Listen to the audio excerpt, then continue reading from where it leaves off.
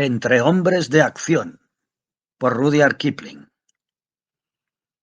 Solo en la vida hay vida, no trashumo. Si a gusto está en el suyo, a otros países. Sólida como espuma del mar, dijo la espuma. La habitación estaba azulada por el humo de 3 pipas y de un cigarro. Se había iniciado en la India la época de los permisos, y las primeras consecuencias que esto trajo del lado de acá del mar fueron una visita que después de 3 años de ausencia me hizo Tic Boileau, del 45 de Caballería de Bengala, para hablar conmigo de viejas cosas ocurridas. El destino, que siempre hace sus cosas con mucha elegancia, envió por las mismas escaleras arriba y a la misma hora al niño, acabado de llegar de la Alta Birmania. Al asomarse el niño y Boileau a mi ventana, vieron que cruzaba por la calle un tal Nevin, que últimamente servía en un regimiento de Gurkhas, que había participado en la expedición a la Montaña Negra. Le gritaron que subiese, enterándose toda la calle de que ellos querían que subiese a donde estaban. Subió, en efecto, y se produjo entonces en mi habitación un verdadero pandemonium, porque nosotros tres nos habíamos congregado allí desde todos los extremos de la tierra para disfrutar unas vacaciones. Ninguno de nosotros había cumplido los 25, y nos estaban esperando los placeres de Londres para que los disfrutásemos a nuestro antojo. Boileau se sentó en la otra silla, no había más, y el niño ocupó el sofá, porque su volumen le daba derecho a ello. Nevin, que era pequeño, se sentó con las piernas cruzadas encima de la biblioteca giratoria, y nuestra exclamación unánime fue «¿Quién iba a pensarlo?» y «¿Qué estáis haciendo aquí?», hasta que se agotaron todas las suposiciones y la conversación recayó de manera inevitable en las cosas del oficio. Boileau se había trazado un gran proyecto para ganarse el cargo de agregado militar de San Petersburgo. Nevy abrigaba esperanzas de ingresar en la Academia de Estado Mayor, y el niño andaba removiendo cielo y tierra y a la gente de los guardias a caballo para conseguir un destino en el ejército egipcio. «¿Y qué adelantas con eso?», dijo Nevin, girando encima de la biblioteca. «Muchísimo. Claro está que si te agregan a un regimiento felajín, estás perdido. Pero si te destinan a las fuerzas sudanesas, eso es la gloria. Son luchadores de primera calidad, y piensa además en las perspectivas que se ofrecen en la próxima contienda, teniendo en cuenta la situación estratégica admirable que ocupará entonces Egipto».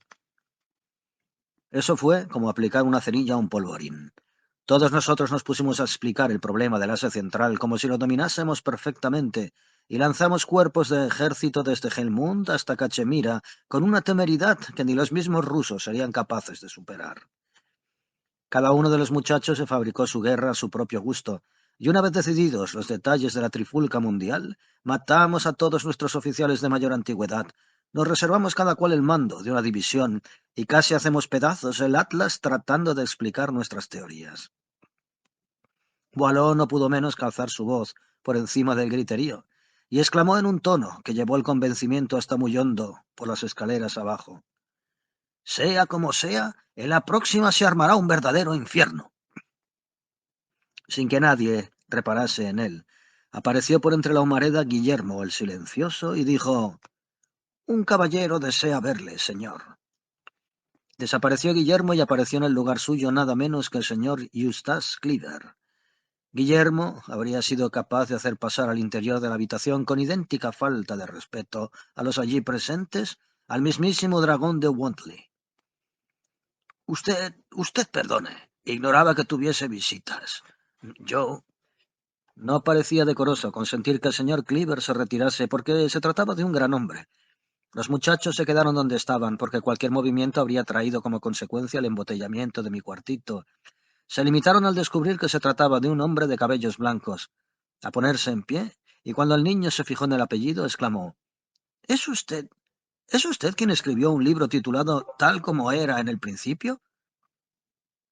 El señor Cleaver confesó que, en efecto, él era el autor del libro, y entonces el niño, poniéndose muy colorado, dijo: «En ese caso, señor, yo no sé cómo darle a usted las gracias. Yo me crié en el país en que ocurre la acción de su libro. Toda mi gente vive allí. Leí el libro en un campamento sobre el Hindel Datalone y fui identificando hasta la última piedra y el último palo, lo mismo que el dialecto que hablan los personajes. Por Júpiter, que me resultó como estar en mi tierra y oír hablar a la gente de mi tierra. Nervin, tú también has leído Tal como era en el principio, y también tú, Boileau». El señor Cleaver había saboreado por entonces todos los elogios públicos y privados que una persona puede engullir sin peligro, pero tuve la sensación de que la admiración descarada que se leía en los ojos del niño y la leve emoción que despertó en el pequeño grupo le llegaron verdaderamente al alma. ¿Quiere sentarse en el sofá?, preguntó el niño. Yo me sentaré en la silla de Boileau mientras. Se quedó con la palabra en la boca y me dirigió una mirada que fue como un espolazo para que cumpliese con mis deberes de hospitalidad. Pero yo, a mi vez, tenía la vista fija en la cara del novelista. Cleaver no demostraba el menor propósito de retirarse, sino que se acomodó en el sofá. Cumpliendo con la primera norma general del ejército, la que dice todo entre soldados es común, salvo el dinero, y en cuanto a este, no tiene usted sino pedírselo al hombre que esté a su lado, el niño ofreció tabaco y bebida. Era lo menos que podía hacer, pero ni en el más exagerado de los elogios que le habían hecho a nuestro huésped había ni siquiera la mitad del aprecio y del respeto que el niño puso cuando dijo: «Usted dirá, señor», al escanciarle la bebida en el vaso alto. Cleaver lo dijo, y no se limitó a decir basta, porque era un conservador de primera calidad, y un conversador también, y se acomodó a sus anchas en medio de aquella adoración al héroe, en la que no había el menor asomo de egoísmo. Los muchachos le preguntaron cómo había compuesto el libro, y si resultaba tarea difícil la de escribir, y cómo se le ocurrían las ideas. El escritor contestó con la misma sencillez absoluta con que le habían sido hechas las preguntas. Sus ojazos relampaguearon. Hundió sus manos largas y delgadas en la barba gris y en los momentos de animación tiró de ella. Poco a poco fue olvidando su característica manera de pronunciar las voces abiertas, el indefinible énfasis propio de la casta de los hombres doctos, y no se preocupó de seleccionar los vocablos, echando mano con toda libertad de las frases vulgares. Él, por su parte, no comprendía a aquellos muchachos que estaban pendientes con tanta reverencia de sus palabras. Parecía igualmente desconcertado por aquellas caras que mostraban aún en los pómulos y en la mandíbula puntos blancos y sin curtir, por aquellos ojos de mirada firme que mostraban, a pesar de su juventud, pequeñas arrugas en el rabillo de los párpados de tanto mirar con fijeza el claror rojo y vivo del sol. Aquel su respirar espontáneo y sus frases raras, tajantes y vibrantes. Él, como novelista, sabía crear hombres y mujeres a los que enviaba hasta el último límite de la tierra para que llevasen a todas partes el agrado y la satisfacción.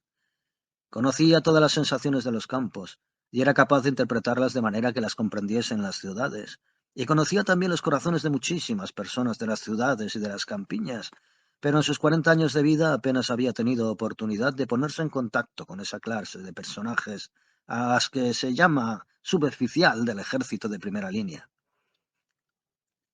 Se lo dijo a los muchachos a su manera, y el niño le contestó: «No ha podido usted alternar con gente como nosotros. Usted es algo muy distinto de nosotros, señor». El niño expresaba su manera de pensar en el tono de su voz más que con sus palabras, pero Cleaver comprendió perfectamente el alcance de aquel cumplimiento. Nevin dijo: «Nosotros somos únicamente suboficiales, y me imagino que usted no tropezará en su vida diaria con gente de nuestra posición». «Es cierto», dijo Cleaver. «Mi vida transcurre principalmente entre personas que escriben, pintan, esculpen. Nosotros tenemos nuestro lenguaje propio y nuestros intereses especiales, y no nos preocupamos gran cosa del resto del mundo».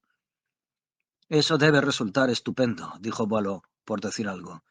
«También nosotros tenemos las cosas de nuestro oficio, pero seguramente que resultan muchísimo menos interesantes que las de ustedes. Usted trata con todos los hombres que han realizado algo que valga la pena. Nuestra vida consiste en darnos de cabezadas de un lugar a otro, y sin hacer nada. La profesión del militar, si uno se lo propone, tiene mucho de perezosa», dijo Nevin. «Cuando no pasa nada, no pasa nada, y uno tampoco hace nada. O nos dedicamos a conseguir un billete en cualquier sitio para ocupar la primera fila en el primer espectáculo que se organice», dijo el niño, cloqueando de risa. «La idea de una guerra», dijo amablemente Cleaver, «me resulta en conjunto tan extraña y tan contra la naturaleza, tan fundamentalmente vulgar, como si dijéramos que es difícil que sea yo capaz de valorar debidamente las sensaciones que ustedes experimentan. Desde luego que cualquier cambio de vida en las poblaciones en que están de guarnición ha de resultar para ustedes una verdadera bendición de Dios». Al igual que muchos ingleses radicados en su propio país, Cleaver creyó que esa frase de periodista que acababa de emplear abarcaba la totalidad de las actividades de un miembro del ejército, y que esos trabajos de los militares hacían posible que él, por su parte, saborease en paz su vida multifacética. La observación no venía en esta ocasión muy a cuento, puesto que Boileau llegaba directamente desde una frontera. El niño acababa de cumplir casi 18 meses de campaña activa, y el muchachito rubio, Nevin, dormía 2 meses antes a la luz de las estrellas con peligro de su vida. Sin embargo, ninguno de los muchachos trató de poner las cosas en su punto, pero yo me aventuré a señalar el hecho de que habían estado cumpliendo servicio activo y que ninguno de los tres llevaba una vida perezosa. Aunque con lentitud, Cleaver fue captando la idea. ¿De modo que han cumplido servicio activo?, preguntó agregando a continuación con curiosidad de niño. Cuénteme todas sus cosas. ¿A qué cosas se refiere usted?, preguntó el niño, encantado de que el gran hombre le hiciese una súplica directa. Válgame Dios, eso ustedes mismos. ¿Cómo se lo voy a indicar yo?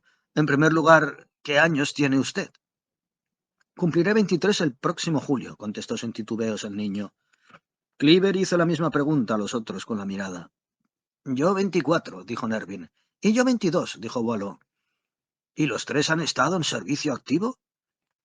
Los tres hemos pasado lo nuestro, pero el veterano curtido por la guerra es el niño. Anduvo 2 años a golpes por la alta Birmania, dijo Nevin. ¿A golpes? Veamos, explíquense bien, muchachos. Me resultan ustedes gente poco corriente. Explícaselo, niño, dijo Nevin. Pues verá, nuestra tarea ha consistido en mantener más o menos el orden, perseguir a las cuadrillas de bandoleros y así cosas por el estilo. La cosa no tiene ningún misterio. Cleaver me miró por encima de sus gafas y me dijo con impaciencia. Veamos si usted le suelta la lengua a este joven gigantón. ¿Y qué va a decir? Exclamé yo. Él no ha hecho otra cosa que cumplir con su deber. Hablar y actuar son dos cosas que no suelen ir juntas. Ya lo oyes, niño. Hay que vomitar. ¿Qué? Voy a ver si se me ocurre algo. Cuenta algún daur. Tienes materia a montones, dijo Nevin. ¿Y qué diablos es un daur? ¿O es que los militares hablan en un idioma distinto? El niño se puso muy colorado. Temía quedar en ridículo y le molestaba hablar ante gente ajena a la profesión, pero ahora se trataba del autor de Tal como era en el principio. Todo será para mí una novedad, suplicó Cleaver. Además, usted me dijo que le había gustado mi libro. Esto ya era una petición directa que el niño podía comprender, y comenzó a hablar un poco atropelladamente, empleando muchas palabras del argot porque estaba nervioso. Si en alguna ocasión no me entiende, señor, deme un frenazo. Unos 6 meses antes que tomara mi permiso y me retirara a Birmania, estaba yo en el Hindeltatalone, allá por cerca de los estados del Shan, con 60 toms, es decir, con 60 soldados rasos, y con otro suboficial que me llevaba un año de antigüedad. Lo de Birmania fue una guerra de suboficiales, y nuestras fuerzas estaban repartidas en destacamentos poco numerosos que recorrían el país, tratando de impedir que actuasen los bandidos.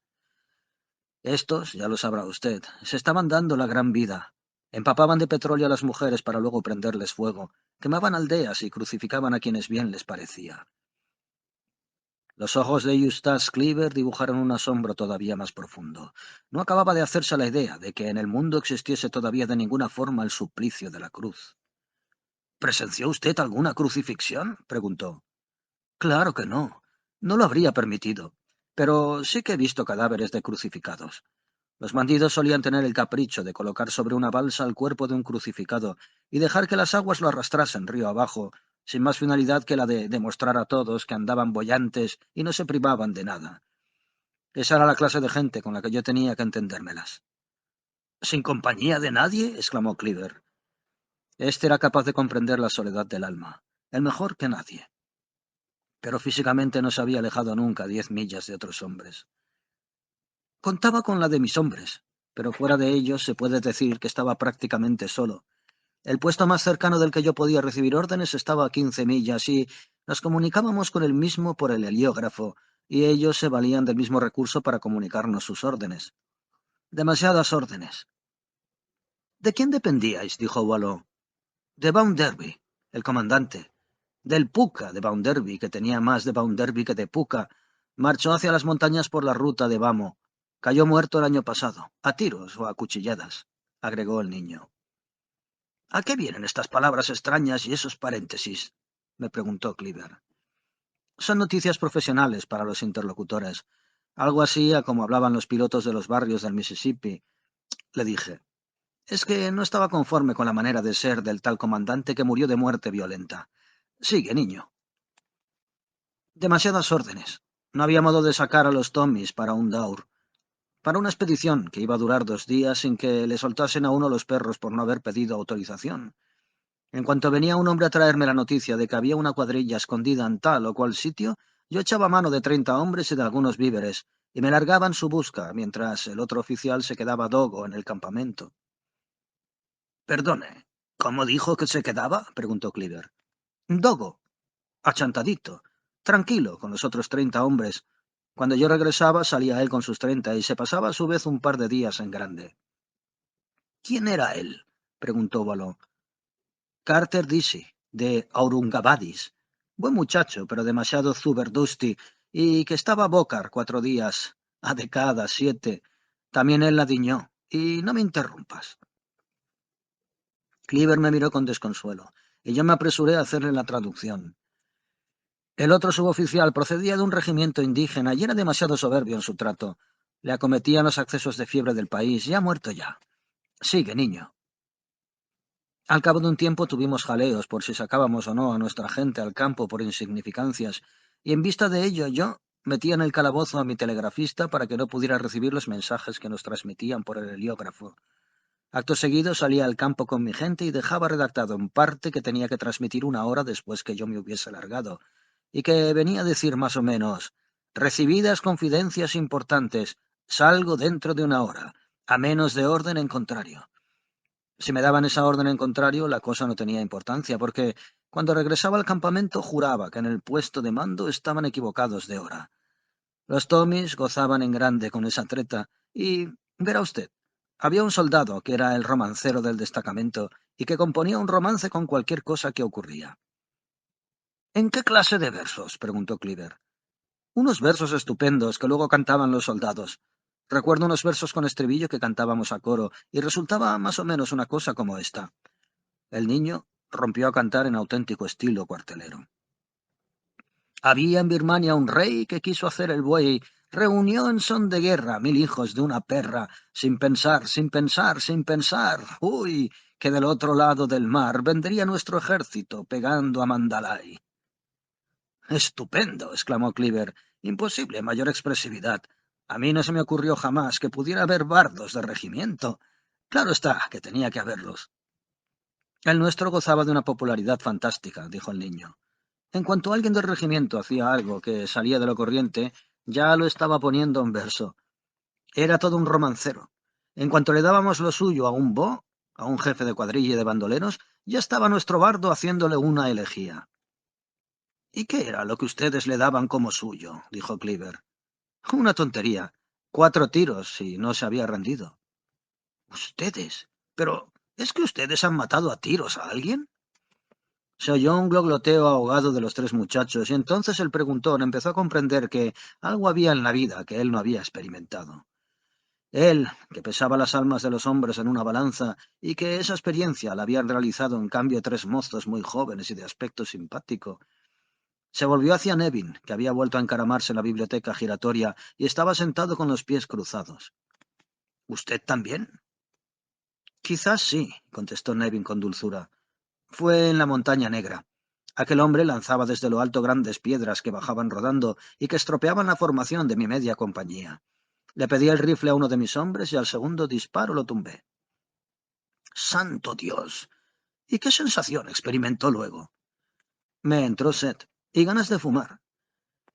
Cleaver miró al más joven, a Boileau, con seguridad que sus manos no estaban manchadas de sangre, pero Boileau movió negativamente la cabeza sonriéndose al mismo tiempo y exclamó: —Sigue con tu historia, niño.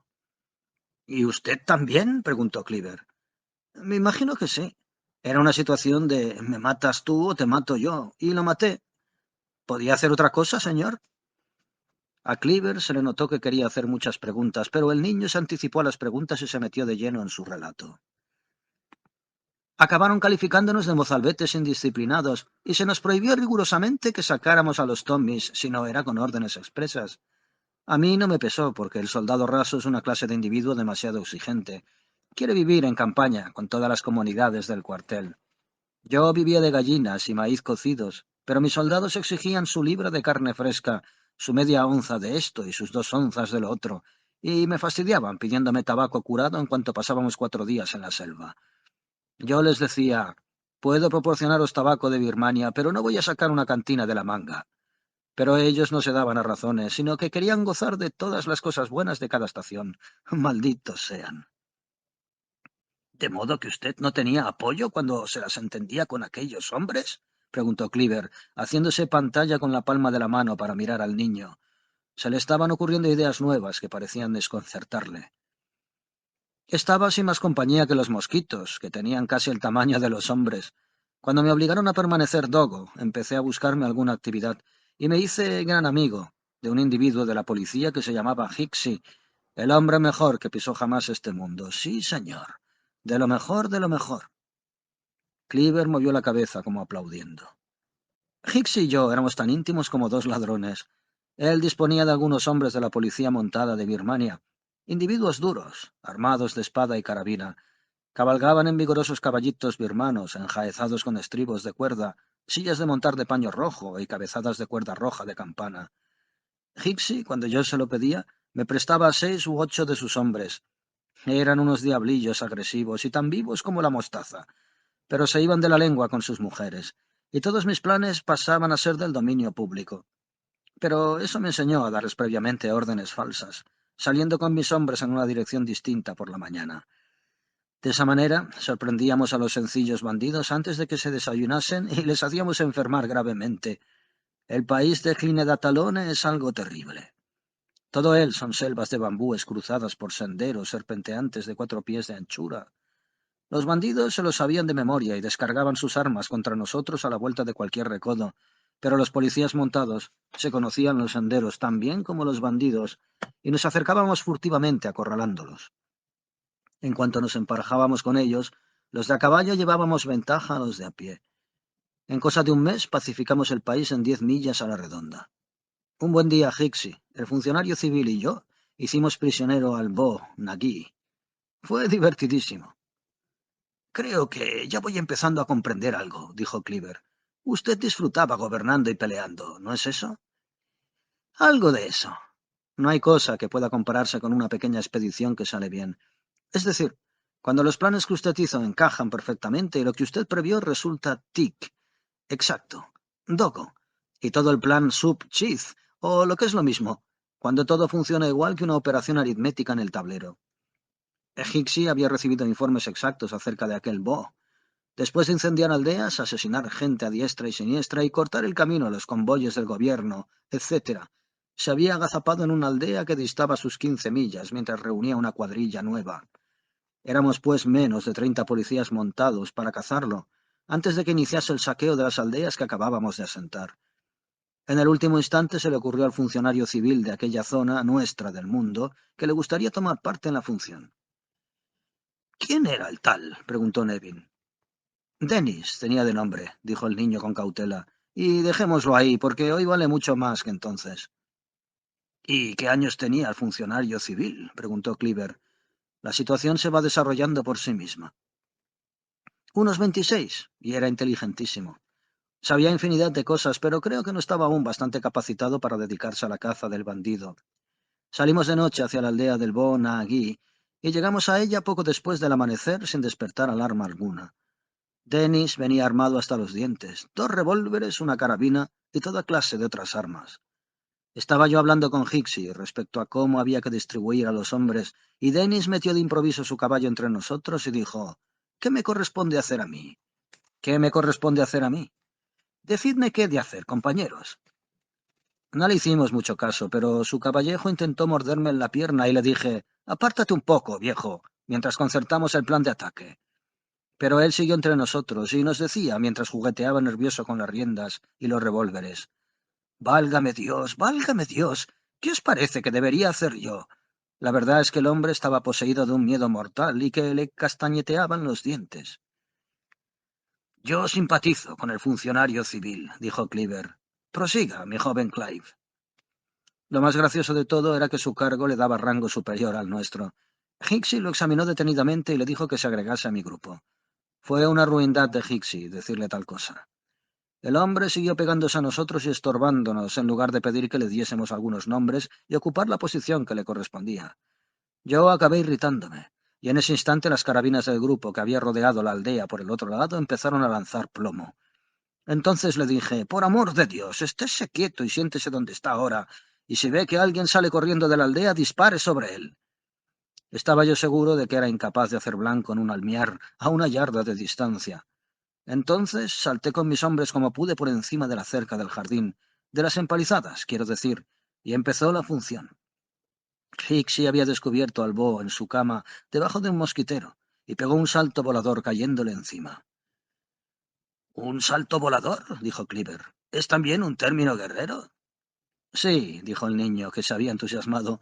¿Nunca saltó usted en la escuela a la cabeza de otro compañero que roncaba en el dormitorio? El Bo dormía en una cama con un arsenal de espadas y de pistolas. Hicksy le cayó encima como un bólido, atravesando el mosquitero, y mosquitero, pistolas, el Bo y Hicksy formaron un revoltijo y rodaron juntos por el suelo. Yo largué la carcajada hasta no poder más, y Hicksy me cubría de maldiciones porque no acudía en ayuda suya. En vista de ello, lo dejé para que diese fin por sí mismo a la pelea, y me metí en el pueblo. Nuestros hombres andaban por todas partes, repartiendo mandobles y balazos, y eso mismo hacían los bandidos. En lo más apretado del jaleo hubo algún borrico que prendió fuego a una casa, y todos nosotros tuvimos que salir de la aldea. Yo me agarré al bandido que tenía más cerca y corrí hacia la empalizada llevándomelo a empujones por delante de mí. El bandido consiguió desasirse y saltó al otro lado. Fui yo a hacer lo propio, pero cuando estaba a caballo sobre la empalizada, vi que el bandido había ido a caer de plano encima de la cabeza de Dennis, que no se había movido del lugar en que yo le había dejado. Rodaron juntos por el suelo, y la carabina de Dennis se disparó, estando a punto de matarme. El bandido se incorporó y echó a correr. Dennis blandió su carabina y la descargó sobre la parte posterior de la cabeza de su enemigo, atontándolo. En su vida podrán ver ustedes cosa más cómica. Yo me desternillaba en lo alto de la empalizada y tuve que agarrarme porque daba alaridos de risa. Pero Dennis empezó a llorar a moco tendido y a decir, «He matado a un hombre. He matado a un hombre. Ya no volveré a disfrutar de paz de conciencia ni una sola hora de mi vida. ¿Está muerto? ¿Está muerto en realidad? Santo Dios, he matado a un hombre». Bajé al suelo y le dije, «No sea estúpido». Pero él seguía gritando, «¿Está muerto?». Me entraron ganas de darle de puntapiés. El bandido no había recibido sino un golpe que le produjo un desmayo pasajero. Al cabo de un rato volvió en sí y yo le pregunté, «¿Estás muy herido?», contestándome él con un gruñido que no.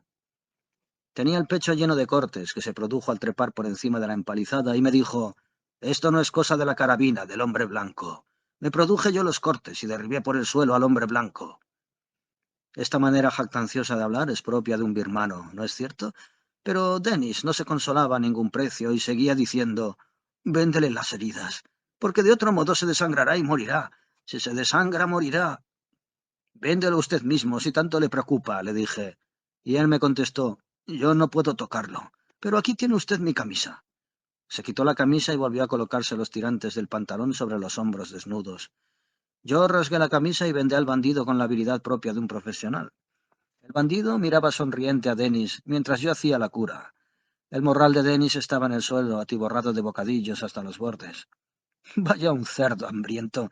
Agarré algunos y le ofrecí otros a Dennis, pero me contestó, «¿Cómo voy yo a comerlos? ¿Es posible que usted me pida que coma? Tiene las manos tintas en sangre de ese hombre y se come como si tal cosa mis bocadillos». Yo entonces le dije, «Bueno, va, se los daré al bandido para que se los coma». Así lo hice, y el hombrecito los aceptó muy satisfecho y los devoró con hambre de lobo. Cleaver descargó su mano sobre la mesa con un golpe que hizo bailar los vasos vacíos y dijo, «Ah, eso sí que se llama arte. Todo es una invención lisa y flagrante. No irá usted a decirme que todo eso se dijo y se hizo allí». Las pupilas de los ojos del niño se contrajeron hasta quedar como dos puntitas de alfiler, y contestó con acento severo, «Perdón, señor, pero yo se lo cuento tal como ocurrió». Cleaver se quedó mirándole durante unos instantes y contestó, «Todo es culpa mía. Debí comprenderlo. Por favor, prosiga». Hixie salió de lo que aún quedaba de la aldea con sus prisioneros y sus cautivos muy bien amarrados. El primero era Bo Na-Ji, y uno de los habitantes de la aldea, al darse cuenta de que el bandido no podía valerse, se puso disimuladamente a darle puntapiés. El jefe de bandidos lo aguantó mientras pudo y dejó escapar un gemido que nos hizo comprender lo que estaba ocurriendo. Hixie amarró al aldeano y le dio media docena de palos muy bien dados con una caña de bambú para que no se metiese nunca más con un preso. Si ustedes hubiesen visto cómo se sonreía el viejo Bo, pero Hixie estaba furioso contra todos. Había recibido un golpe en el codo que se lo habían dejado dormido y sentía rabia contra mí porque no le había ayudado cuando andaba revuelto con el Bo y el mosquitero. No tuve más remedio que explicarle que me había sido imposible hacer nada. Cualquiera que los hubiese visto a los dos hombres enzarzados en el suelo y pateando dentro de un ovillo igual que gusanos dentro de un capullo, se habrían estado riendo una semana. Hixie juró y perjuró que aquel capitán de bandidos era el único hombre decente que él conocía. Camino del campamento, Hixie no mantuvo conversación sino con el Bo, que se quejaba de que le dolían todos los huesos. Cuando regresamos a nuestro campamento y tomamos un baño, el Bo nos preguntó cuándo íbamos a ahorcarle. Hixie le contestó que lamentaba mucho no poder darle gusto allí mismo, porque tenía que enviarlo a Rangún. Entonces el Bo se arrodilló y nos recitó de carretilla todo un catálogo de crímenes que había cometido, porque, según confesión propia, merecía que lo hubiesen ahorcado 17 veces. Suplicó a Hixie que liquidase aquel asunto en el acto. Si me envían a Rangún, dijo, me tendrán en prisión toda mi vida, lo cual equivale a matarme cuantas veces asoma el sol o sopla el viento.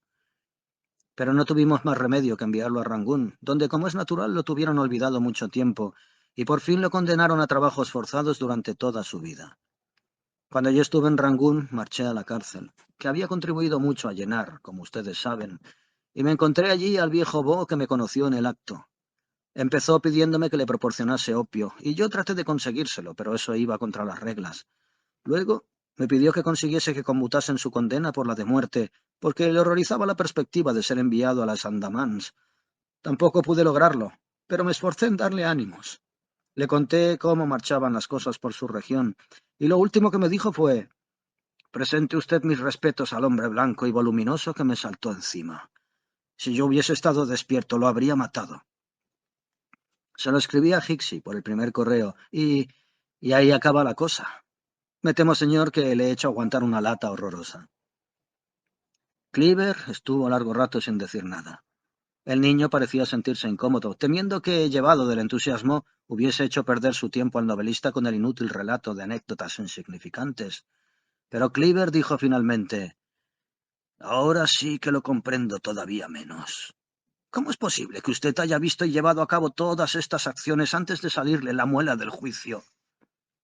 «Lo ignoro», contestó el niño en tono de disculpa, «aunque no es gran cosa lo que he visto, porque se reduce a la jungla de Birmania». «Sí, eso y matar hombres. Guerrear, mandar y cargar con responsabilidades», dijo Cleaver entre dientes. «Si continúa usted en ese mismo plan, no le quedará para cuando cumpla 30 años ninguna sensación que no haya experimentado ya. Pero vengan más relatos, vengan más relatos». Pareció olvidarse de que hasta los subtenientes pueden tener compromisos propios. «Pensábamos comer todos juntos por ahí en algún restaurante y marchar después al Empire», dijo Nevin, vacilante.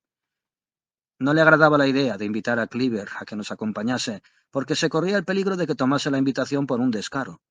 Cleaver no dijo nada por su parte, porque no querría correr el riesgo de jalear su barba gris por la ciudad entre un grupo de muchachos sin que éstos se lo pidiesen.